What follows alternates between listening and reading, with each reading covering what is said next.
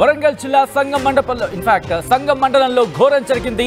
తీగరాజుపల్లి వద్ద SRSP కాలువలోకి దూసుకువెళ్లింది car.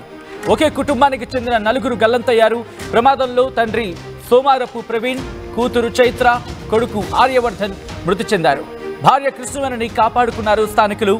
బాధితుల స్వస్థలం ఇనుగుర్తి మండలం మేచరాజుపల్లి.